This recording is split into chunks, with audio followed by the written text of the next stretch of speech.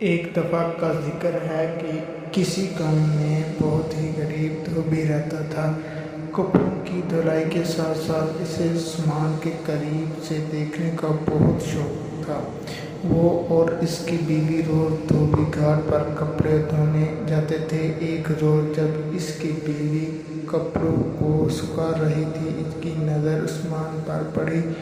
کیا دیکھتی ہے کہ آسمان سے ایک ہاتھی اڑتا ہوا زمین پر اترتا رہا۔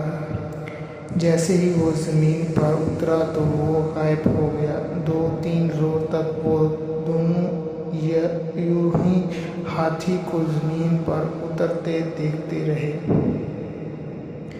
انہوں نے فیصلہ کیا کہ کل وہ اسے ہاتھی پر نظر رکھیں گے کہ ہاتھی زمین پر کیوں اترتا ہے اور پھر غائب ہو جاتا ہے، آخر ایسا کیوں ہے۔ اگلے دن دونوں شدت سے اس ہاتھی کا انتظار کرنے لگے، آسمان پر بار بار نظر دوڑانے لگے۔ آخر ان کو آسمان سے ہاتھی زمین پر اترتا نظر آ ہی گیا۔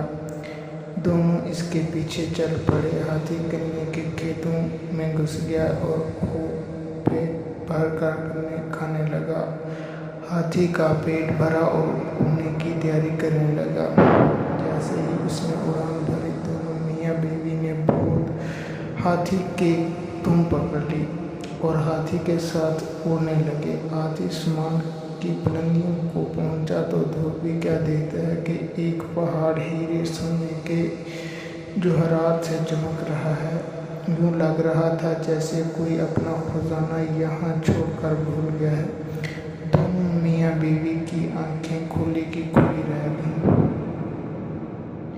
آخر ہاتھی پہاڑ پر اتر گیا۔ دونوں میاں بیوی بھاگ کر سونے پر ٹوٹ پڑے اور زیادہ سے زیادہ سونا اکٹھا کرنے کی کوشش کرنے لگے۔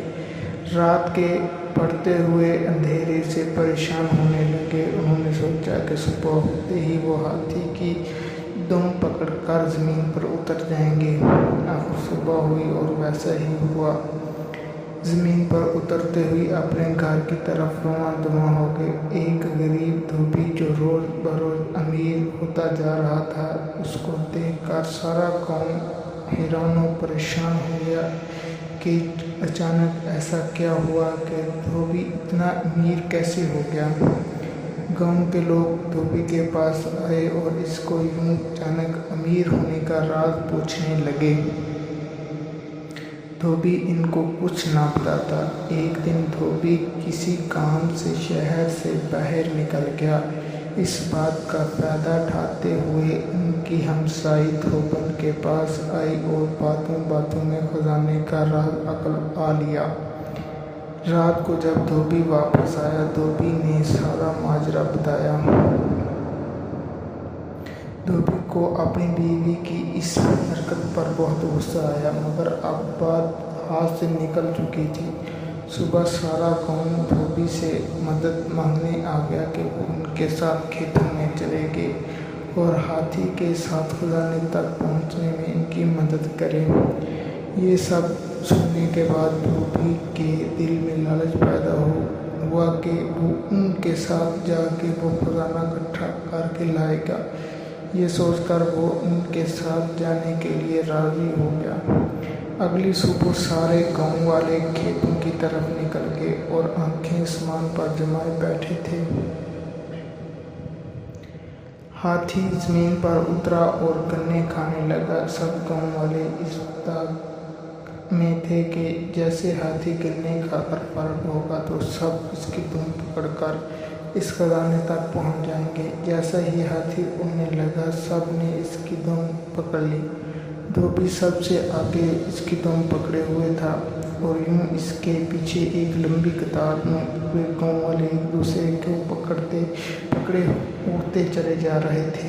سب گاؤں والے آپس میں باتیں کرنے لگے کہ وہاں اتنا خزانہ ہوگا کہ ہم سب لے کر آ سکیں گے۔